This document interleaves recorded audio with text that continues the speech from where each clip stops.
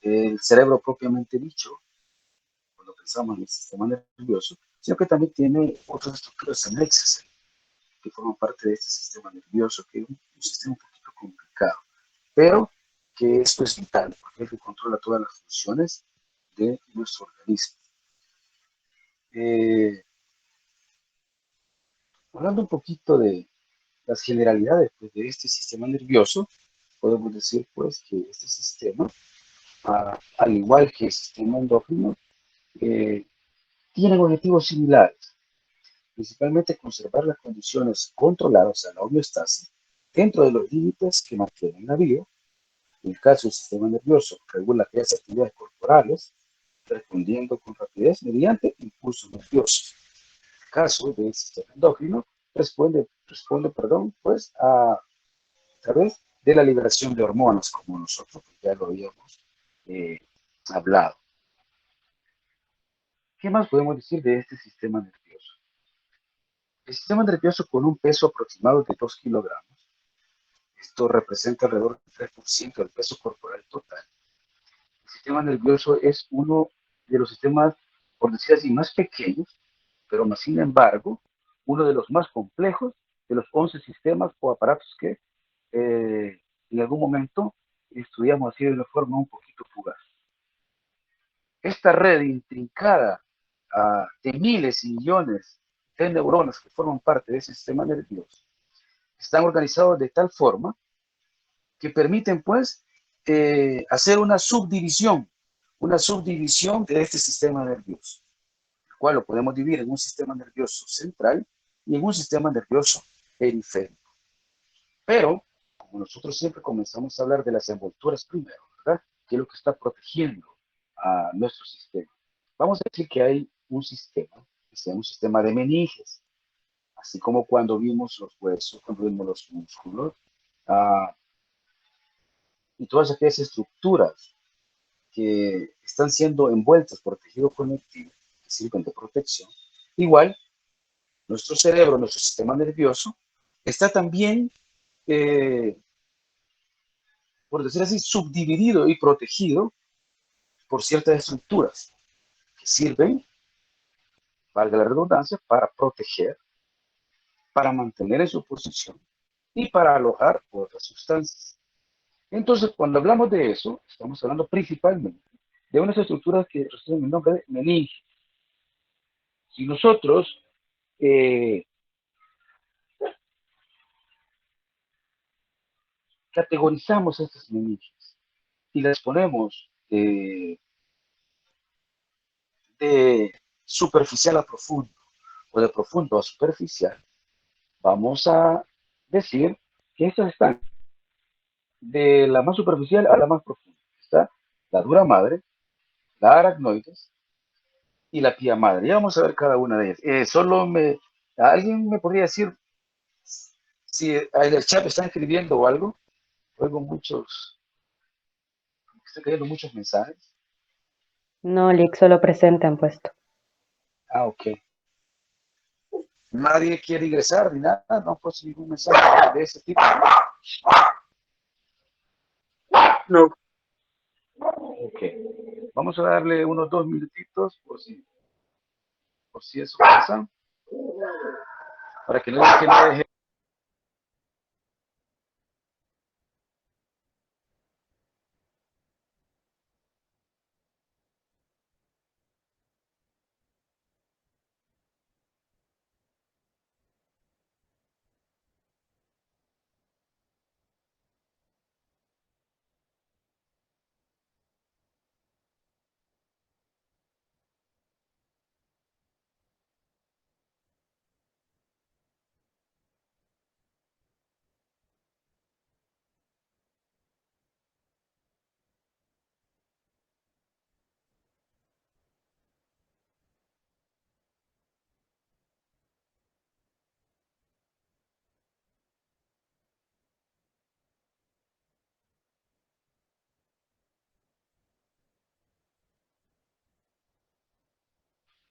Voy a dar unos 2 minutos para que se incorporen los compañeros que todavía no se han incorporado porque veo que hay como 38 nomás.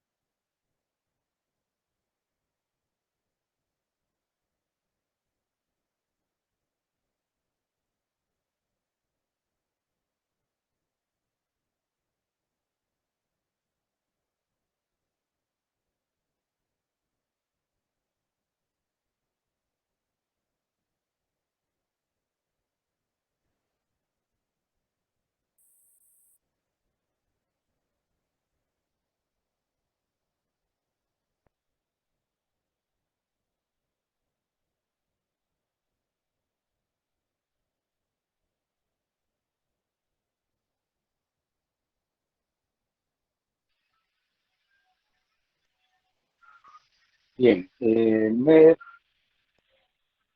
avisan por favor si se escucha, si se está presentando a pantalla. Sí, sí, Doc. Sí, doctor. Ok, bien, gracias. Bueno, entonces les decía yo que todas las estructuras tienen ya sea capas o otras estructuras que las protegen.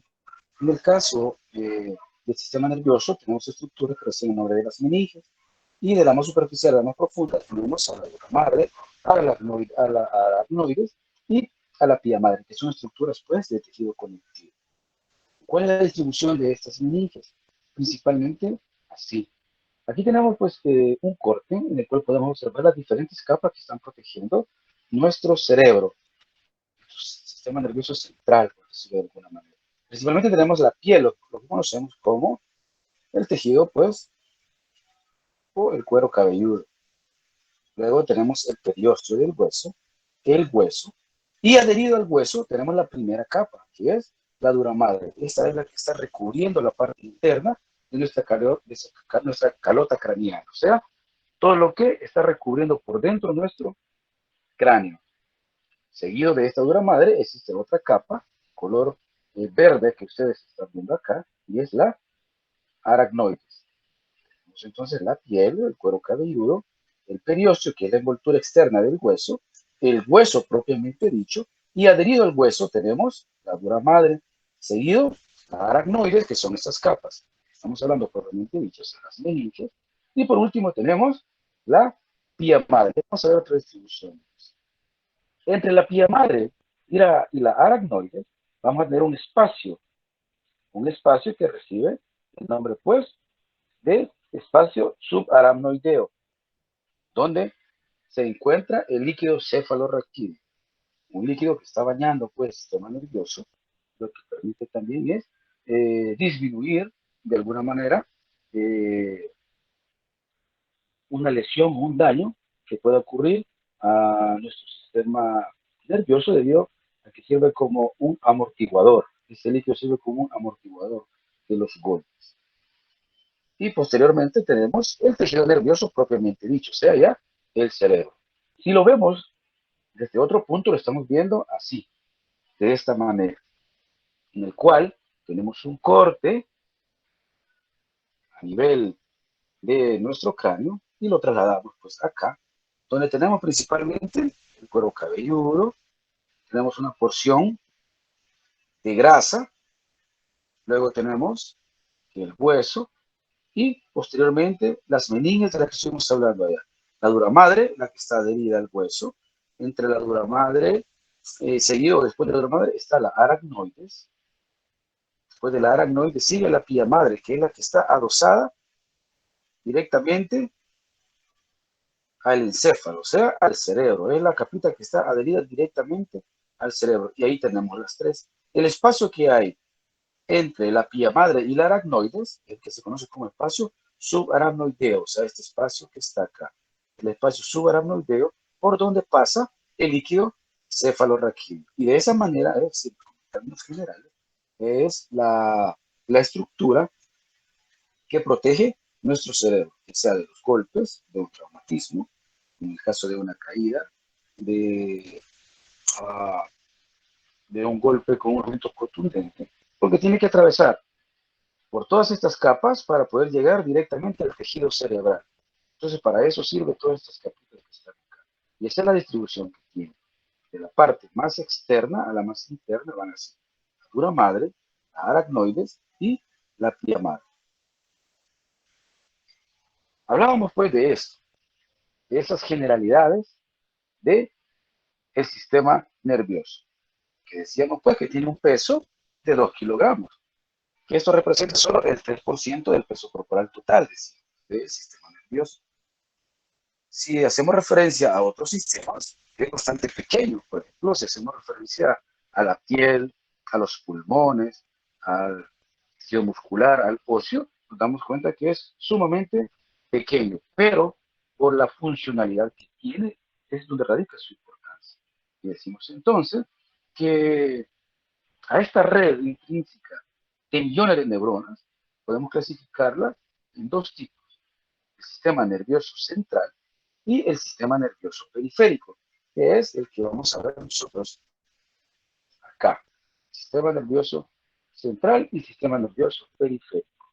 ¿Qué incluye uno y qué incluye el otro? Tenemos el sistema nervioso central. Este está formado por el encéfalo, propiamente dicho, y la médula espinal. O sea, el cerebro y la médula espinal, la parte del axis, la parte central. El cerebro y el axis, principalmente, componen al sistema nervioso central, formado por ese encéfalo y por la médula espinal. El encéfalo es la parte del sistema nervioso central que se localiza en el cráneo y contiene unas aproximadamente 100 millones de neuronas. La médula espinal está conectada con el encéfalo a través de un foramen, o sea, un gran agujero, que recibe el nombre de foramen magno del hueso occipital. Es ahí donde se continúa nuestro encéfalo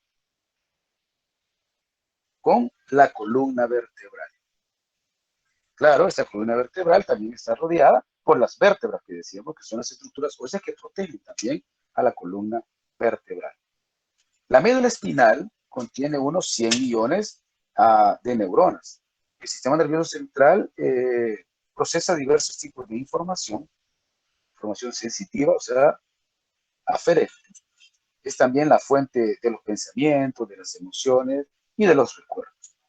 La mayoría de los impulsos nerviosos que estimulan a los músculos para que se contraigan, así como también para que se contraigan algunas de las glándulas para aumentar la secreción pues, de las sustancias que conocemos nosotros como hormonas.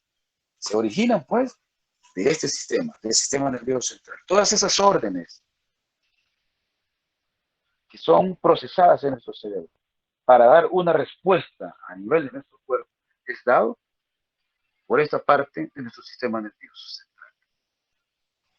Luego tenemos la parte periférica de este sistema. En la parte periférica tenemos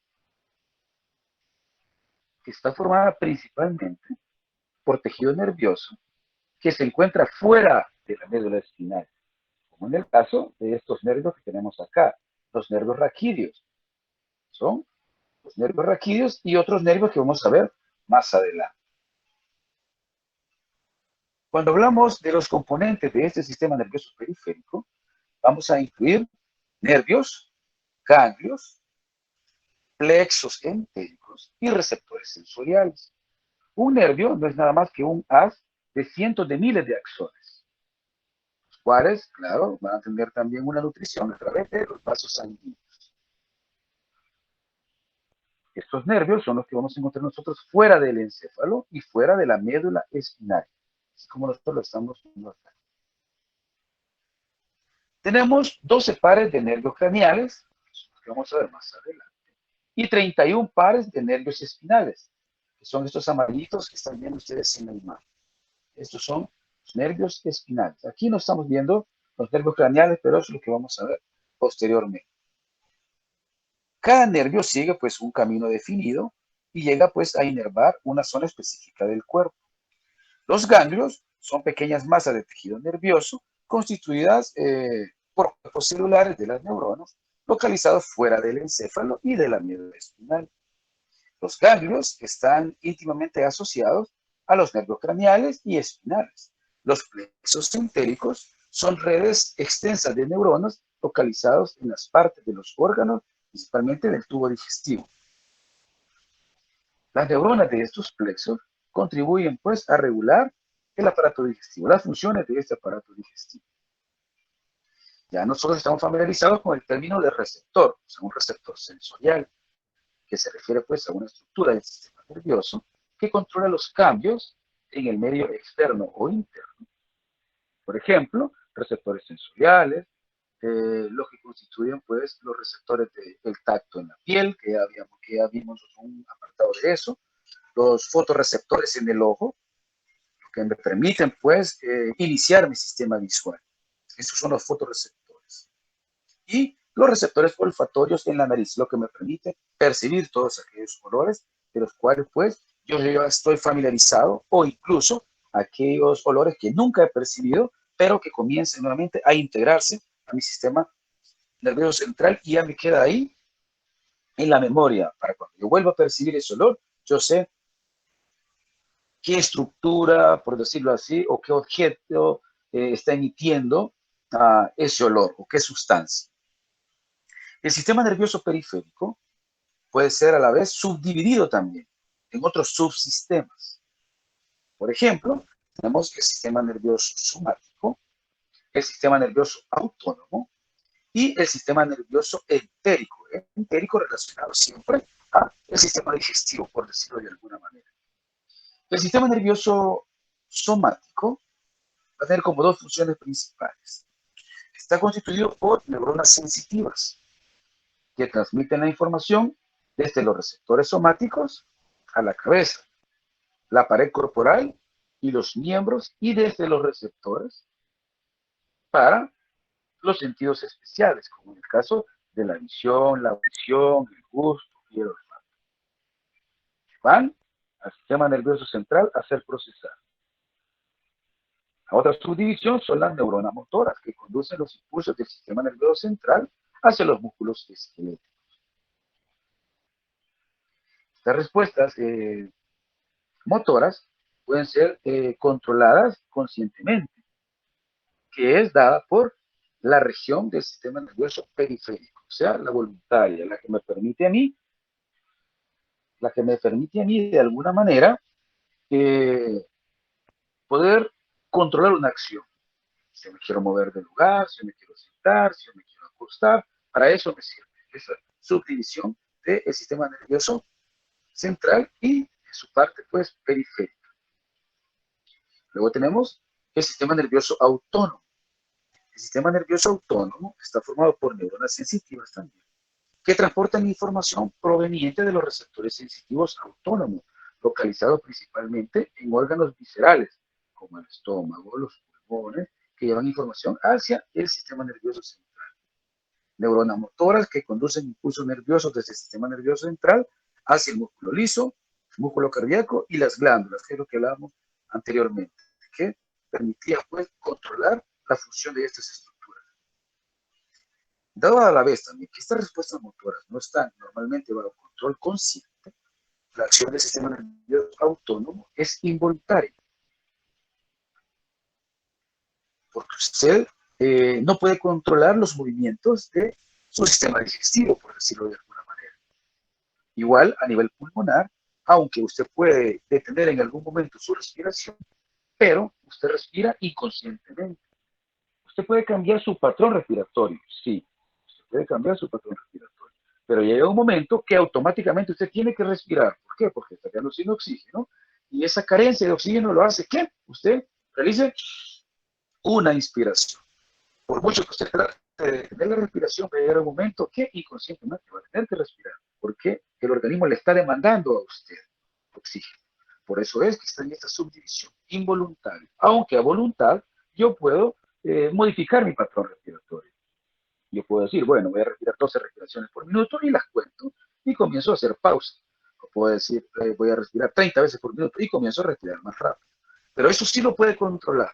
Pero realmente el proceso respiratorio es algo involuntario, porque cuando usted está dormido, usted no está cambiando su patrón respiratorio. Usted tiene un patrón, usted duerma 8 horas, 10 horas, automáticamente usted está respirando. Aunque en algunas ocasiones, como le digo, usted puede cambiar su patrón de forma consciente.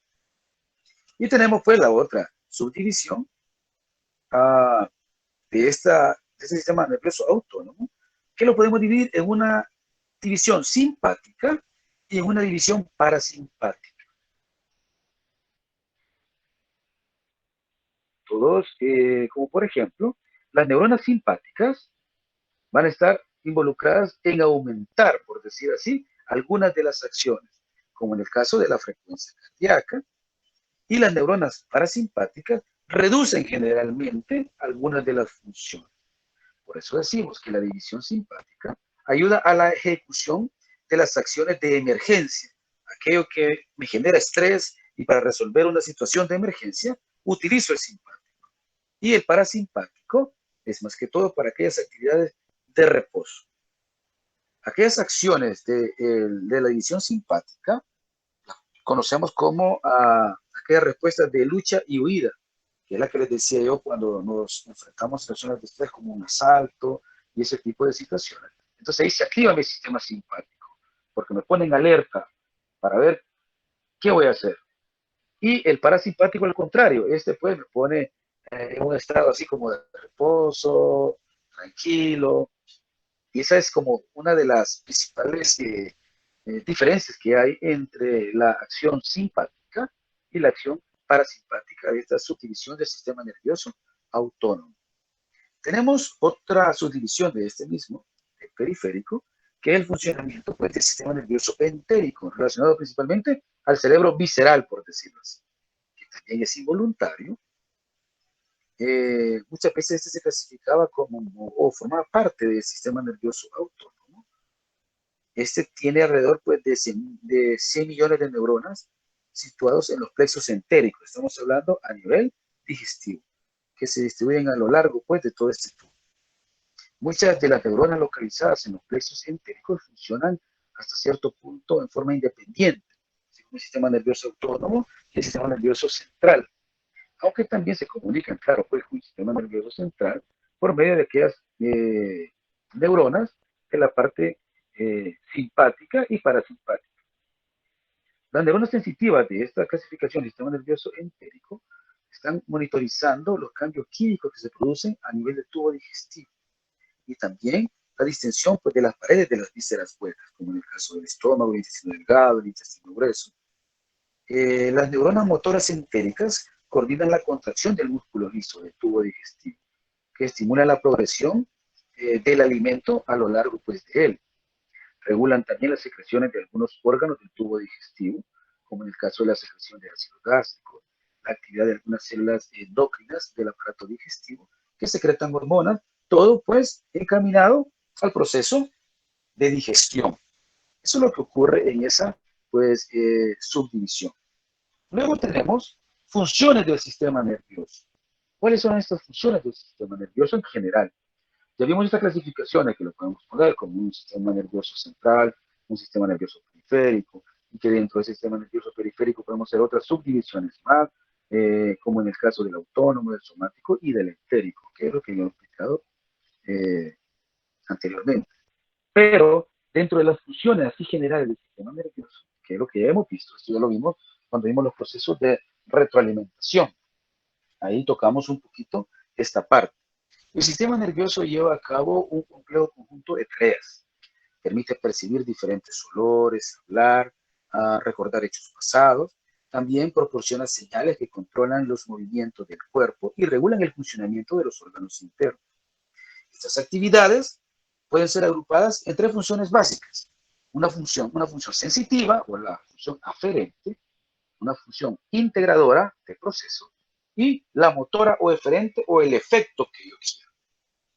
La función sensitiva no es nada más, pues, que aquellos receptores sensitivos que detectan los estímulos internos, como el aumento de la tensión arterial, sensaciones externas, como un estímulo que produce, pues, el que lo toquen, el que sea estimulado con un objeto, la percepción del agua en sus manos o las gotas de lluvia. Eso también es percibido por la parte sensitiva, por la parte de esos receptores sensitivos. Mandan esa señal al cerebro y es procesada y es cuando nosotros podemos percibir, ¿qué es lo que me está pasando? ¿De qué estoy recibiendo estímulo? Esta información sensitiva, pues, se transporta al encéfalo y a la médula espinal a través de los nervios craneales y espinales. ¿A dónde?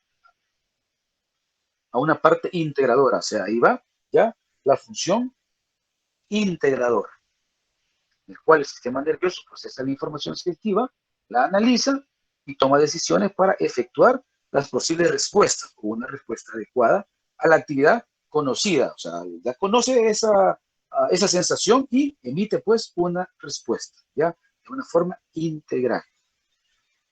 Para posterior irnos a la función motora,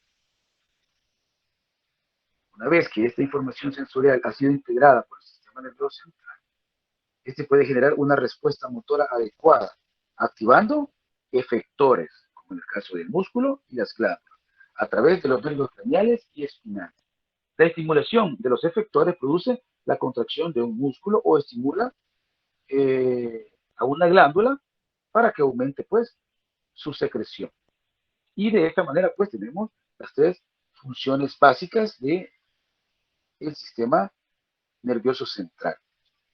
Bien, nosotros habíamos hablado de eso, los procesos de cómo funcionaban los procesos de retroalimentación negativa y es similar.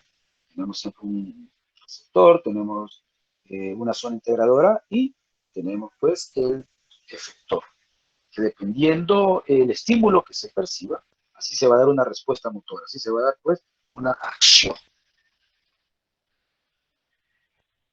Vamos a hablar un poquito de la histología del tejido nervioso. Aquí tenemos una neurona, me presento una neurona.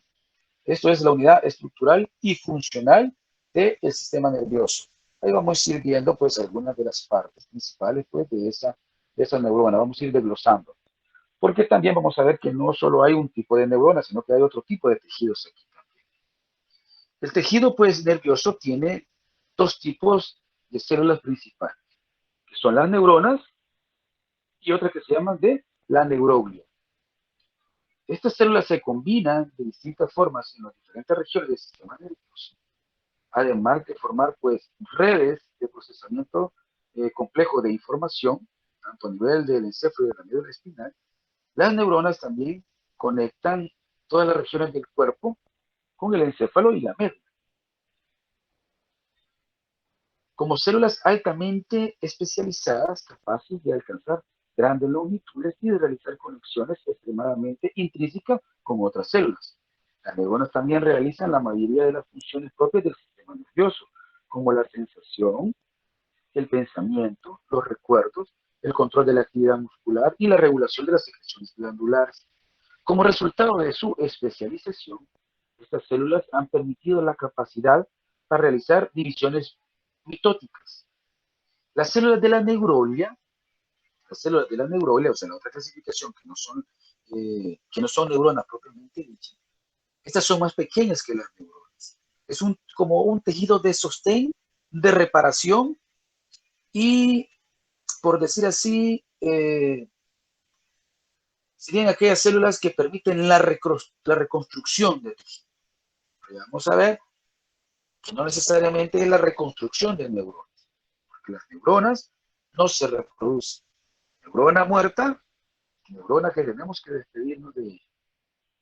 Por eso que hay enfermedades, como en el caso de un estatus epiléptico, en el cual se mueren miles, miles y miles de neuronas en una convulsión. Son personas que en algún momento pueden tener un deterioro de sus facultades mentales. Por lo mismo, por la gran pérdida de neuronas que se están dando. A diferencia, pues, de estas células de la neuroglia, que son, aparte que son más pequeños, pero superan, pues, en número a las neuronas. Tal vez hasta unas 25 veces más que las neuronas.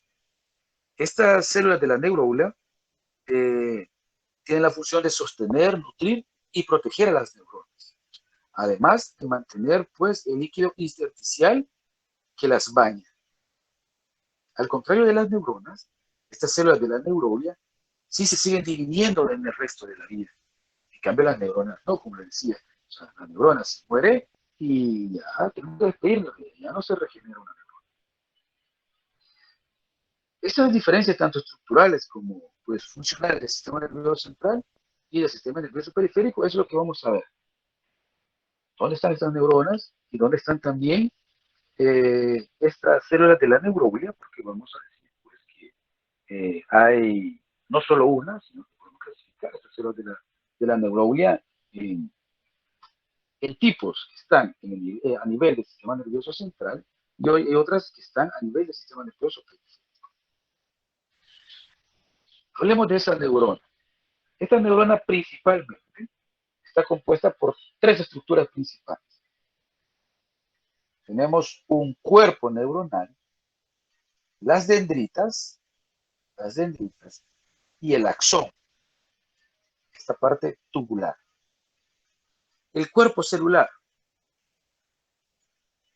El cuerpo celular, hablemos principalmente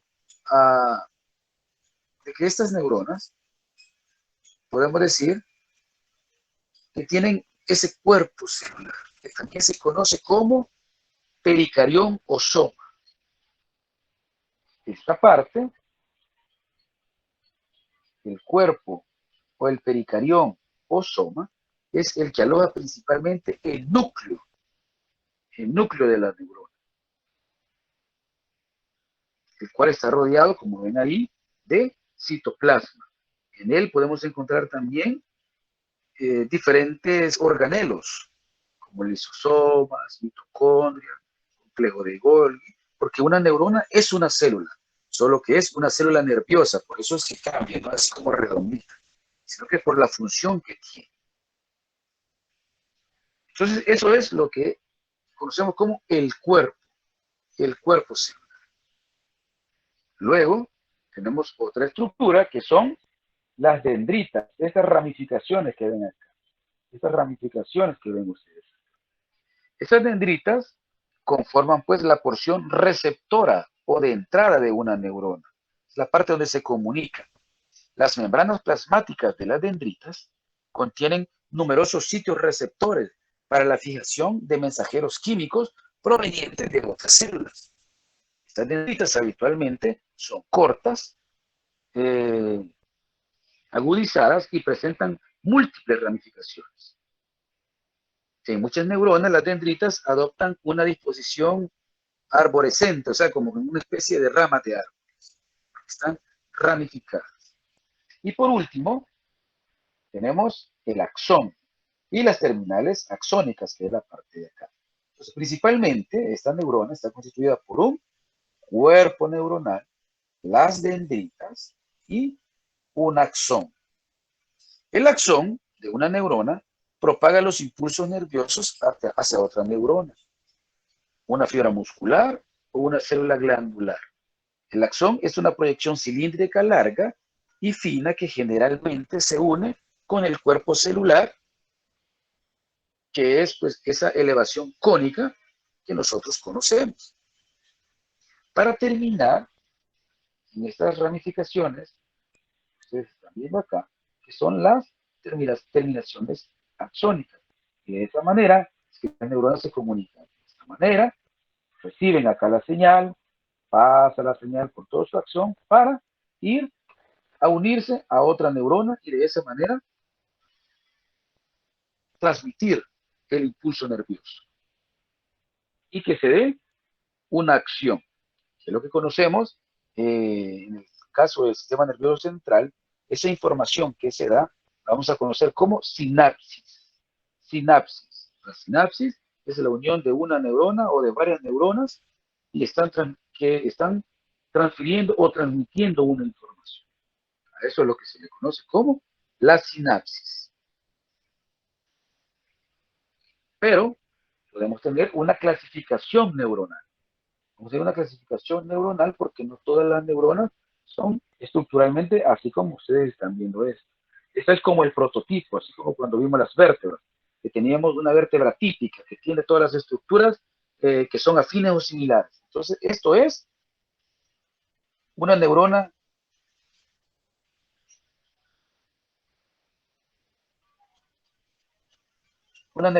típica. Pero ya vamos a ver que hay clasificación de esas neuronas.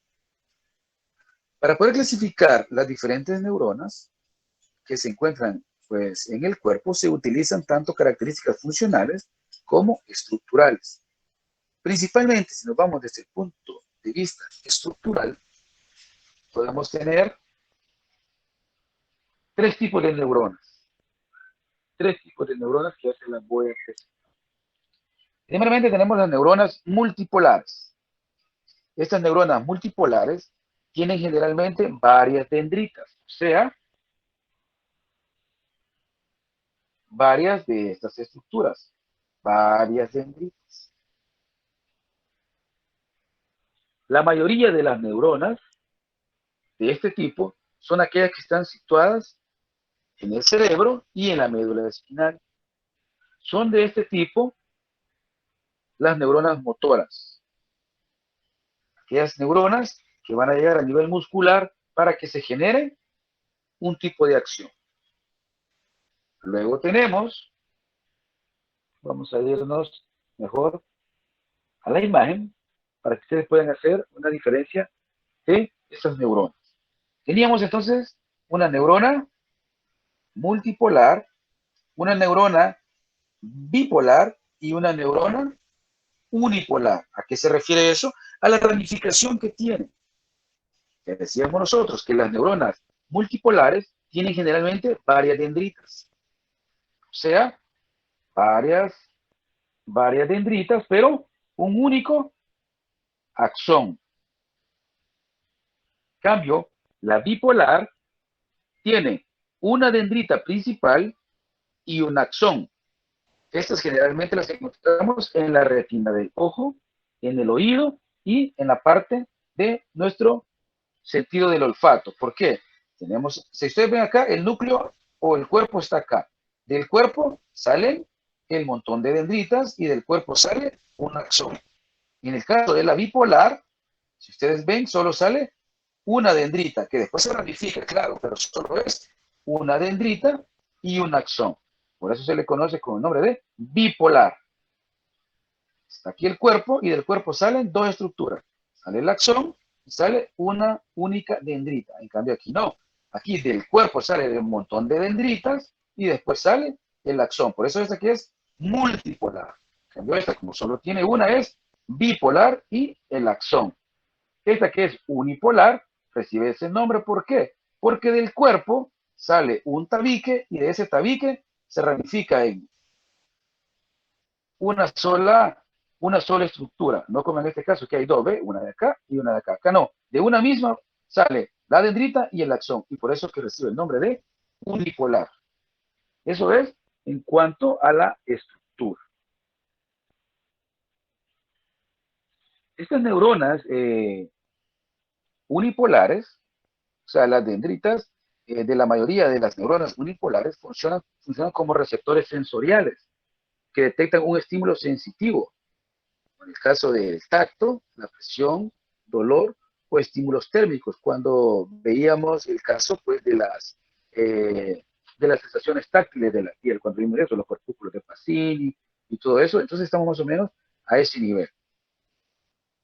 Luego tenemos otra clasificación, esto es a nivel central, estamos hablando de neuronas, pero tenemos también células de la neuroglia del sistema nervioso central.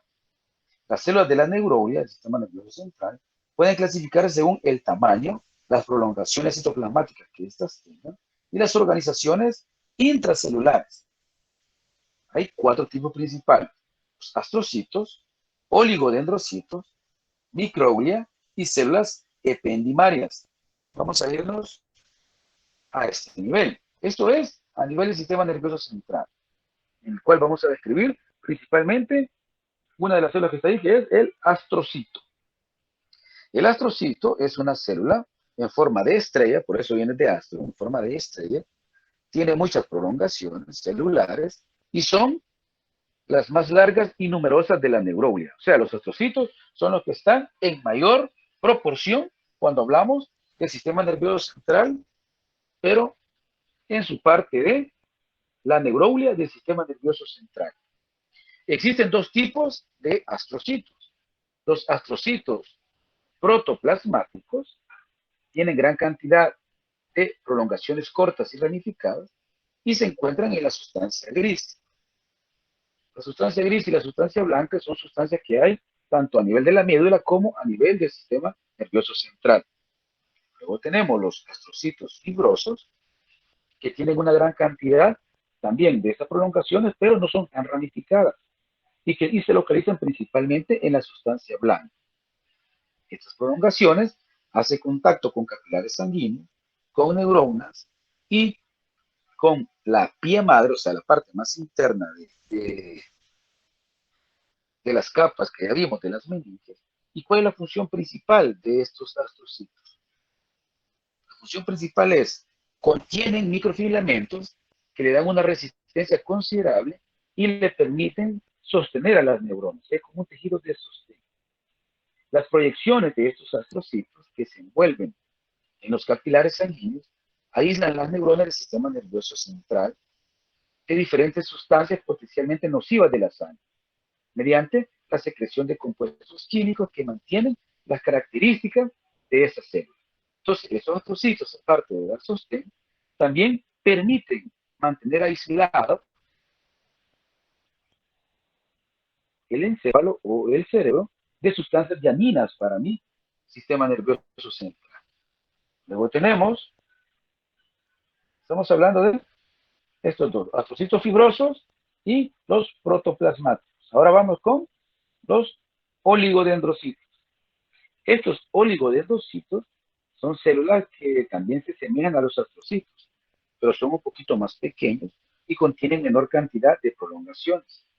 Las prolongaciones de los oligodendrocitos son responsables de la formación y el mantenimiento de la vaina de mielina, que se ubica alrededor de los axones del sistema nervioso central. La vaina de mielina no es nada más, jóvenes, que eso que ustedes están viendo acá. La vaina de mielina es una estructura aislante del axón, como en el caso de un cable de computadora, de un cable de su celular. Imaginemos que un cable de su cargador es un axón. Entonces, la envoltura que tiene ese cable, que sea de color negro, de color blanco, rosado, que hayan salido de todo, entonces esa envoltura que tiene su cargador, eso es similar a lo que usted está viendo aquí. Eso es la vaina de mielina. ¿Y quién es encargado de producir esa vaina de mielina en la neurona, en el sistema nervioso central? El oligodendrocito. El oligodendrocito es como el albañil, por decirlo así, de los axones de las neuronas, los que permiten estar repellando siempre de esa capa protectora a cada neurona. Eso es función del oligodendrocito, principalmente. La formación de la mielina en el sistema nervioso central. Luego, tenemos otra célula que recibe el nombre de microglia. Esa célula de la microglia son también un poquito más pequeñas y tienen delgadas prolongaciones que emiten numerosas proyecciones en forma de espinas. La microglia cumple funciones fagocíticas. Cuando hablamos de fagocitar, yo les dije que fagocitar es como comer, pero a nivel celular no se dice la célula come, sino que la célula fagocita, como en el caso de los macrófagos, que también son células fagocíticas de los tejidos. Principalmente ayudan a eliminar los dendritos celulares, o sea, aquellos metabolitos de desecho de la célula. Entonces, estas células de la microglia sirven como para hacer limpieza de aquellas sustancias o comerse aquellas sustancias o microorganismos que le van a producir un daño a mi sistema nervioso central. Entonces, estas células de la microglia sirven como eso. Son como los recolectores de basura, por decirlo así. Son aquellas células que se van a encargar de andar ahí de centinelas que si encuentran alguna sustancia o algún microorganismo que me puede generar algún daño a nivel del sistema nervioso central, se lo come. O sea, lo fagocita. Esa es la principal función que es la célula de la microglia. Luego tenemos otra célula que se llama ependimaria, esta que está en la parte de abajo, la ependimaria. Estas células ependimarias tienen forma un poco como cuboide o cilíndrica y están distribuidas entre las microvellosidades y los cilios, que se encuentran pues en la parte interna pues del tejido nervioso. Estas células tapizan principalmente los ventrículos cerebrales y el conducto central de la médula espinal. Cuando hablamos de los ventrículos, son unas zonas donde pasa esa sustancia que más posteriormente en la clase vamos a ver, que es el líquido cefalorraquídeo. En cuanto a su función, estas células ependimarias producen posiblemente o se están encargadas de monitorizar y contribuyen a la circulación de líquido cefalorraquídeo, debido a que están tapizando la parte interna de mi tejido nervioso. Entonces se encargan de eso, de permitir o servir como un monitor de qué es lo que está pasando a ese nivel, a nivel del espacio subaracnoideo, por decirlo de alguna manera, por donde pasa el líquido cefalorraquídeo. Pero, así como tenemos nosotros un sistema glial, por decirlo de alguna forma, de mi sistema nervioso central, también tengo a nivel de mi sistema nervioso periférico. Estos son los constructores, por decir así, centinelas, constructores, y que me permiten mantener el sistema nervioso central en cuanto hablo de nivel neuronal, como proteger a mis neuronas. Pero también tengo que proteger neuronas del sistema nervioso periférico. Y ahí tengo 2 células a nivel periférico y 4 células a nivel central. ¿Cuáles son? Tenemos a nivel periférico una célula que se llaman células de Schwann. Estas células rodean los axones del sistema nervioso periférico, como en el caso de los oligodendrocitos en el sistema nervioso central. O sea, tienen la misma función, formar la vaina de mielina.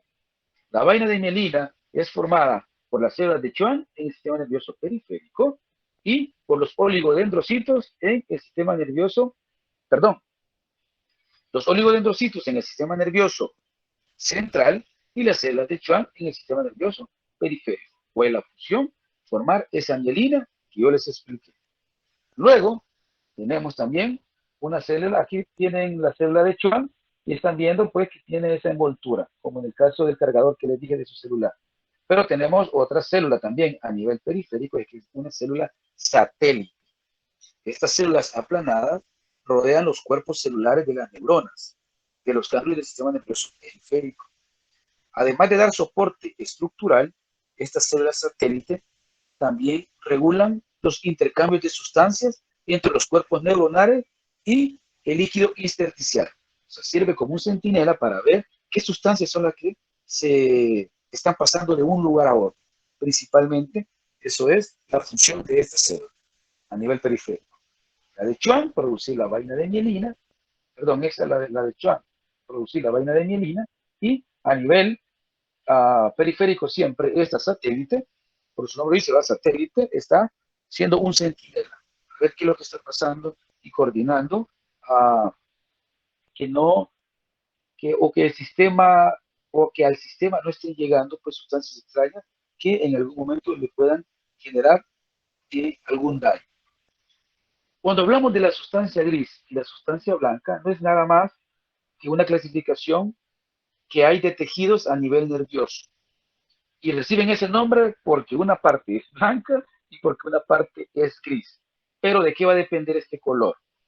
La sustancia blanca está compuesta principalmente por axones mielínicos, o sea, por aquellos axones neuronales que están ricos o tienen mucha mielina. Y el nombre que reciben de sustancia blanca es por el color blanquecino que proporciona esa mielina.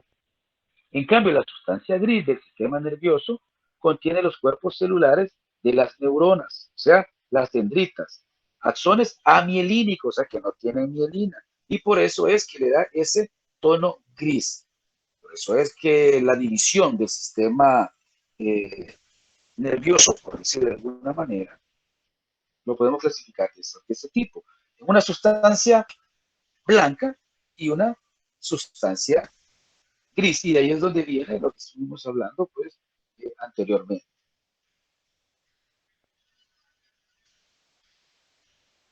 Luego tenemos un apartado también especial, porque estuvimos viendo nosotros los nervios que ya eran parte del sistema nervioso periférico, aquellos nervios espinales, pero también hay otros nervios que reciben el nombre de nervios craneales. Nervios craneales porque estos salen a nivel de una estructura que recibe el nombre de bulbo raquídeo, pero está como en el límite de mi cerebro y la continuación de la columna vertebral. Y están en la cabeza, o sea, están en el cráneo. Por eso es que reciben el nombre de nervios craneales. Estos nervios craneales tienen una distribución de esta manera a nivel del cráneo, a nivel de esa estructura que recibe el nombre de bulbo raquídeo. Presento otra imagen para que vean y se familiaricen más o menos de qué estamos hablando de estos nervios craneales. Vamos a ir así poco a poco. Tenemos, está con esta lámina, los nervios craneales, subdivisión del sistema nervioso periférico. Como pueden ver ahí, hay un ojo, hay una nariz, hay algo que se llama vestíbulo coclear, esta especie como de laberintos. Aquí tenemos, pareciera, estamos hablando del sistema digestivo más o menos. Aquí hay muchos sistemas involucrados. Aquí hay músculos del cuello, de la nuca, nervios que me están llegando a inervar la cara, igual en este esquema. No estoy explicando nada, solo estoy que se familiaricen ustedes con esa estructura que puedan reconocer. Reconocen acá, pues, una nariz, por decirlo así, un ojo, músculos, hay cosas que tal vez no se les son familiares, pero es por la función que tienen estos nervios craneales. Estos nervios o pares craneales, que se conocen también, porque van de dos en dos, y reciben ese nombre de craneal porque están a nivel pues, de la cabeza o del cráneo, los vamos a numerar en números romanos, del 1 al 2. El primero es el olfatorio, ya vamos a ir viendo eso, solo vamos a ir mencionando. El número 1, o sea, el primer par craneal, es el olfatorio, y lo ven acá, olfatorio. Número 2, el óptico. Número 3, 4 y 5 están involucrados en los movimientos oculares.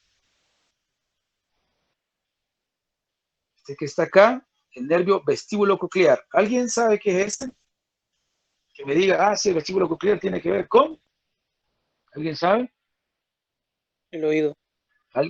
Correcto, con el oído, vestíbulo coclear. Ahí están viendo eh, el órgano, por decir, principal de la audición. Eso es lo que están viendo, esa especie de laberinto. Aquí es donde está el yunque, el martillo y el estribo que vimos, y que llega a esta zona donde esas ondas que llegaron ahí en forma de vibraciones, aquí es convertido en algo químico y mandado al sistema integrador para que usted pueda interpretar los sonidos. Aquí tenemos dos nervios, el nervio glosofaringeo y el nervio hipogloso, y vamos a ver que tiene que ver algo ahí con la lengua, a nivel de cuello y cosas así. El nervio vago recibe ese nombre vago porque casi llega a todo el cuerpo, por eso recibe el nombre de vago, porque anda prácticamente recorriendo todo el cuerpo.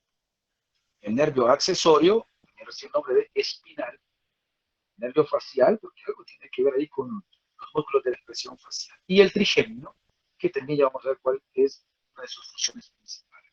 Entonces puse esta imagen para que nos familiarizáramos con los dibujitos y después ya veamos las letras y digamos, ok, entonces era por eso. Percibe estas sensaciones, esto y lo otro. Por eso puse esta primera. Porque aquí tenemos ya como la integración de esos nervios craneales y cuáles son como las funciones más específicas que tienen. Pero para ello tenemos acá, miren, tenemos siempre la misma división de estos nervios craneales y los tenemos aquí numerados en números romanos, del 1 al 2.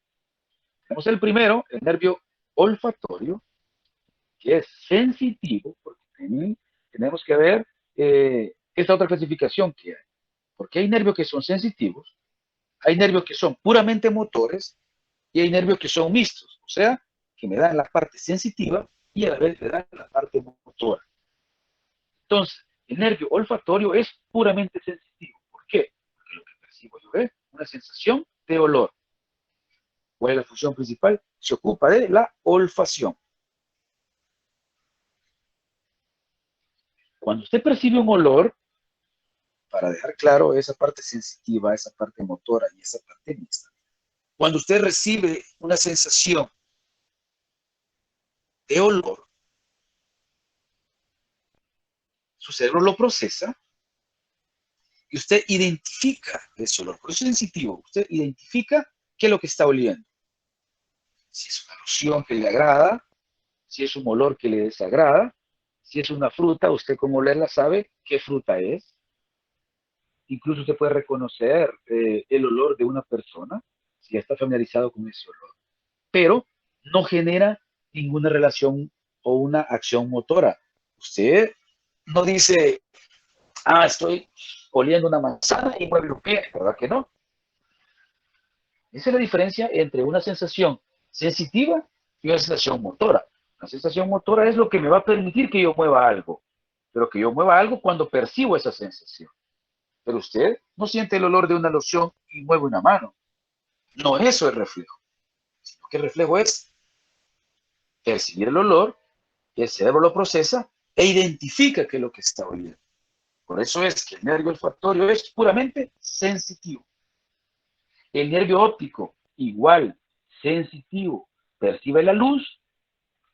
Esta luz se convierte a nivel del cerebro en una imagen, la procesa y usted determina que usted ve una fruta, usted ve un objeto, usted ve un televisor, usted ve un sillón, pero como usted en su memoria ya tiene cuál es la forma de esa manzana, cuál es la forma de un televisor, cuál es la forma de un ladrillo. Entonces, cuando usted vuelve a ver otro ladrillo, usted dice, no, esto es ladrillo. Usted no dice, ve un ladrillo y dice, no, esto es una manzana. No. Por eso, cuando usted nace, empieza a recibir estímulos visuales, pero usted no sabe qué es lo que está viendo. Su cerebro con el tiempo empieza a guardar esa información. Y esa información queda guardada ahí para que usted pueda hacer comparaciones después. Si usted es un niño de 1 año, lo más probable es que si él nunca ha visto un caballo y usted le dice que haga un caballo, no se lo va a hacer, porque el niño no nació con la percepción de un caballo. Eso es aprendido, o sea, se llama plasticidad cerebral. Mi cerebro puede dibujar un caballo, un perro, un sillón, cualquier cosa. ¿Por qué? Porque ya previamente yo sé cómo es estructuralmente lo que mi cerebro está viendo. Pero si usted nunca ha visto una estructura, ¿cómo la va a dibujar? Si usted no sabe qué es. Es como que le diga yo, vamos a ver, ¿alguien me podría dibujar un glucómetro? ¿Alguien me podría dibujar un glucómetro?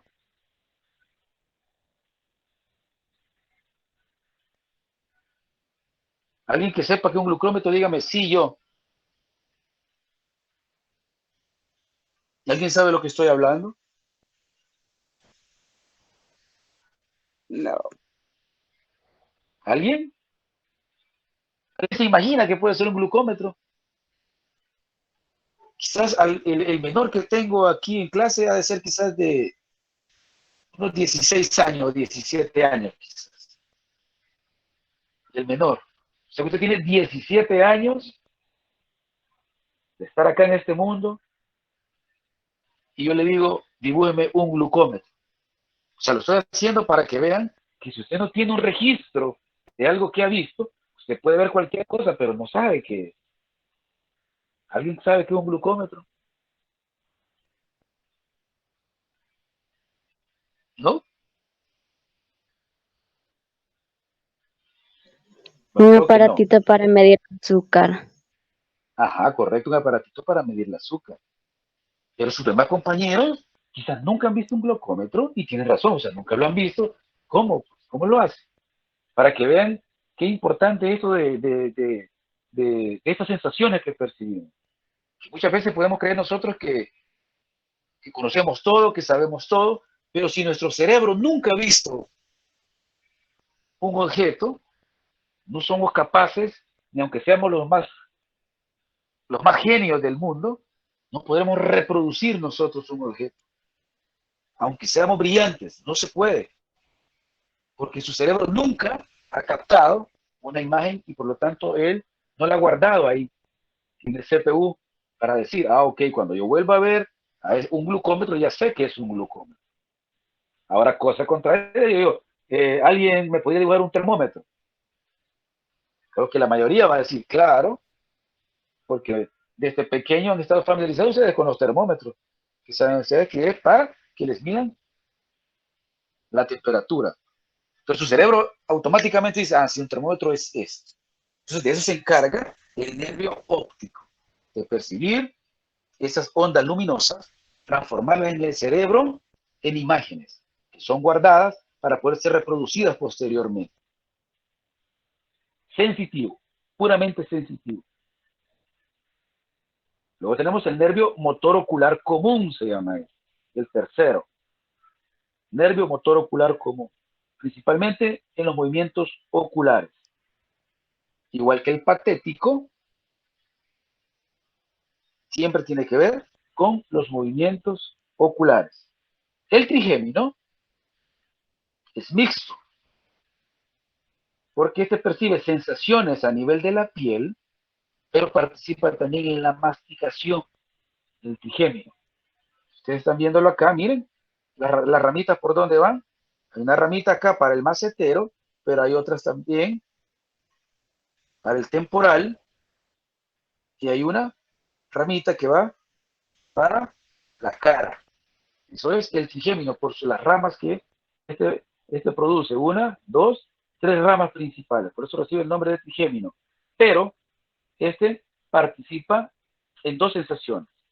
En una sensación motora y en una sensación sensitiva. Por eso es que es mixto. Motor ocular externo también participa en el movimiento de los ojos, o sea, el 6. 7, facial, mixto. Se encarga de la expresión facial, pero participa también en el gusto, por eso es mixto. Una parte sensitiva y una parte motora.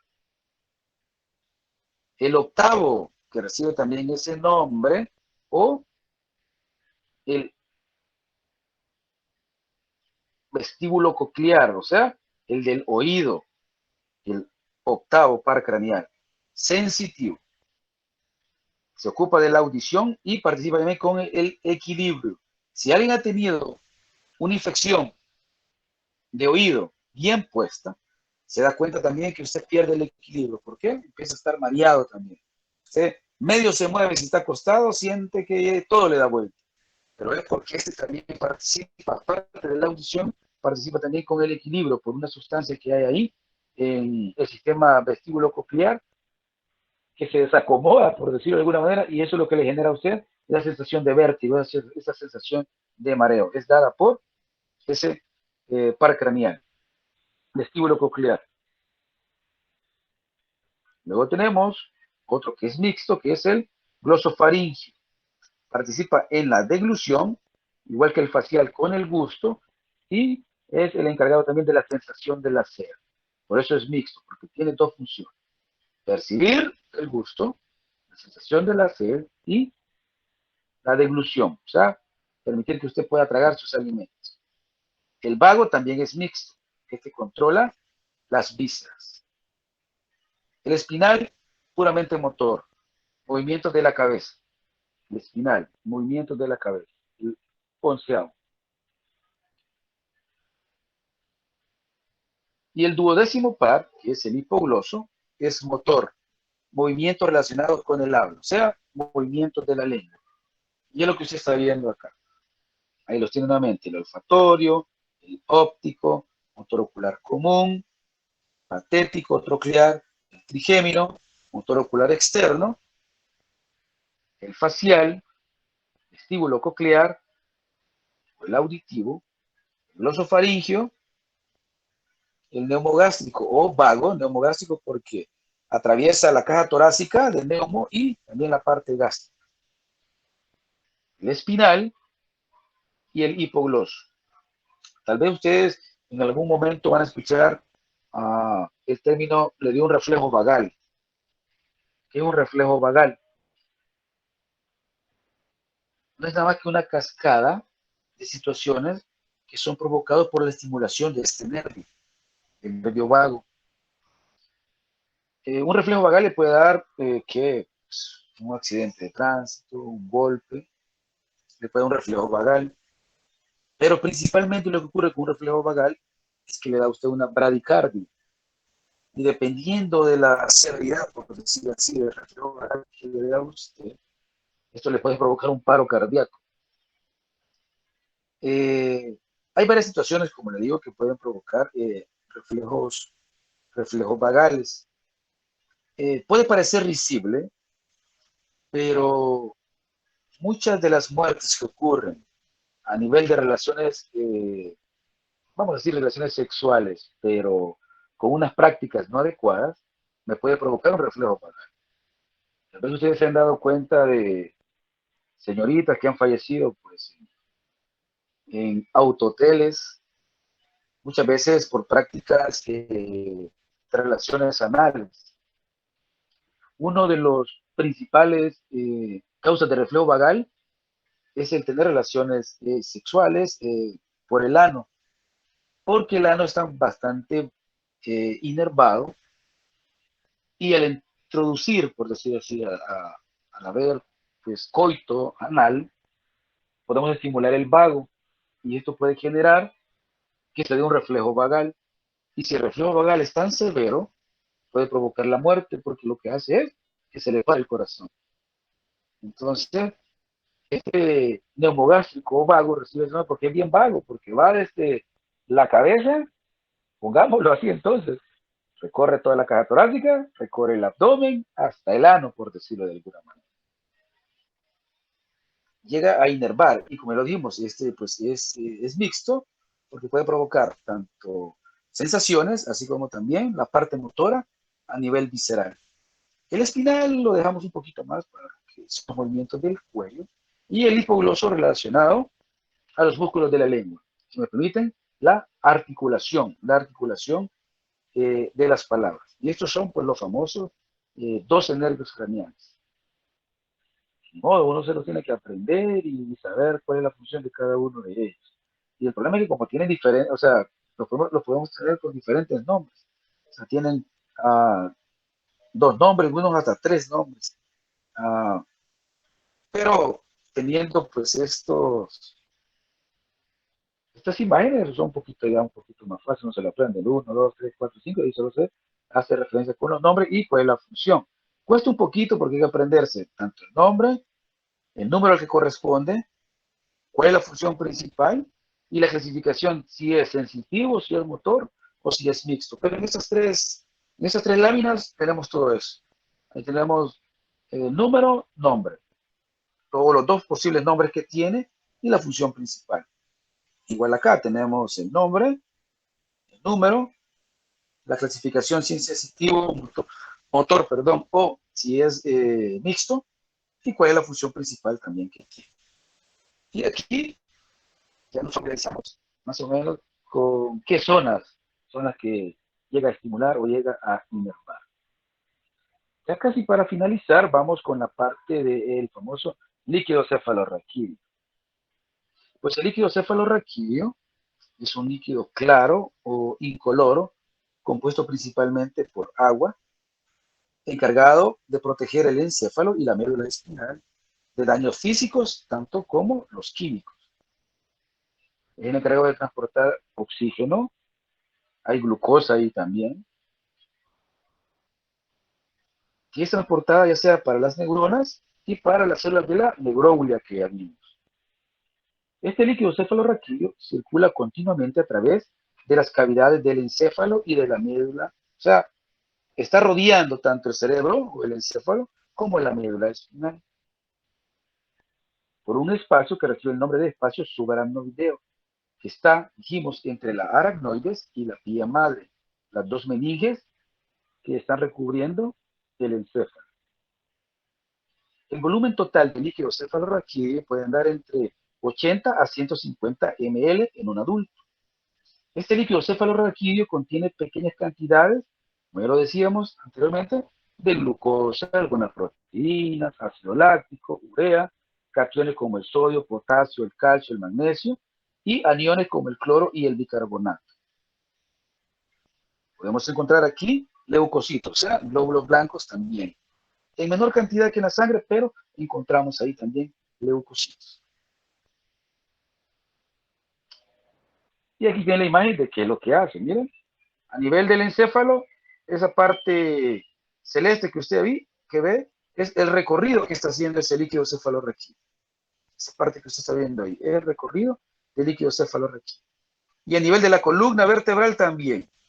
Aquí puede ver en esta flecha cuál es el recorrido que tiene. O sea, va en la columna y se retorna nuevamente. Pero debe de haber un sistema de producción y un sistema de absorción de ese líquido, porque constantemente se está produciendo este líquido cefalorraquídeo. No es estático, o sea, no nacemos con una cantidad de líquido y esa es la que está toda la vida. No. Hay una parte en la cual se produce y una parte en la cual se absorbe. Principalmente protección mecánica. Representa un medio que amortigua los impactos y protege el delicado líquido nervioso. O sea, el tejido nervioso es sumamente delicado. Este líquido lo protege, tanto al encéfalo como a la médula espinal. Cuando hay movimientos que provocarían pues, un roce entre las paredes óseas del cráneo o a nivel del conducto vertebral, entonces esto sirve como una especie de aislante. Este líquido también sostiene pues, el encéfalo o el cerebro de tal manera que flote en la cavidad craneal. No está topando pues, en el hueso, no, está flotando entre el tejido cerebral líquido y la parte ósea. Por eso decimos que está como flotando ahí en la cavidad o en la calota craneal. Tiene también una función homeostática. El pH del líquido cefalorraquídeo afecta pues la ventilación pulmonar y el flujo sanguíneo cerebral, algo muy importante para mantener los controles homeostáticos del tejido encefálico. Este líquido cefalorraquídeo también sirve como un sistema de transporte para hormonas, las cuales son pues secretadas por neuronas hipotalámicas que actúan en sitios remotos del encéfalo, como en el caso pues de la hipófisis de nosotros, que está a nivel central, pero que esta a través de la sangre manda también esas neuronas, que muchas veces estimulan glándulas que están alejadas del cerebro. En el caso de la tiroides, en el caso del timo, en el caso del hígado, del páncreas, de algunas glándulas a nivel del sistema digestivo, sabemos que están bien alejadas, pero que a través de la sangre llegan a ser estimuladas y se producen pues los efectos esperados. La circulación. Este líquido cefalorraquídeo es un medio para el intercambio menor de nutrientes y productos de desecho entre la sangre y el tejido nervioso adyacente. Este líquido cefalorraquídeo también es producido en un 70% en unas estructuras que reciben el nombre de plexos coroideos. O sea que si yo les preguntara dónde se produce principalmente el líquido cefalorraquídeo, usted va a decir en los plexos coroideos. También, ¿dónde están estos plexos coroideos? En los 4 ventrículos cerebrales. Son una especie de cavidades que hay ahí donde pasa ese líquido cefalorraquídeo. Y el 30% restante en otra estructura que se llama epéndimo, a una razón de 0.35 ml minuto o 500 ml día. O sea que la producción de ese líquido cefalorraquídeo es de aproximadamente eso, 500 ml al día o de 0.35 ml minuto. O sea, cada minuto se está produciendo 0.35 ml. El líquido cefalorraquídeo se reabsorbe principalmente a nivel de unos sacos venosos y las vellosidades aracnoideas. Así, ¿dónde se produce el líquido cefalorraquídeo? Plexos coroideos. ¿Dónde es reabsorbido o dónde se reabsorbe? Vellosidades aracnoideas. Si hay una pregunta de examen de ese tipo, ustedes saben. Si yo le pregunto cuál es la producción, dónde se producen, plexos coroideos. Si yo le digo dónde se reabsorben, vellosidades aracnoideas. Y hasta aquí llegamos con la clase pues del sistema nervioso. O sea, es un mega resumen de esto también.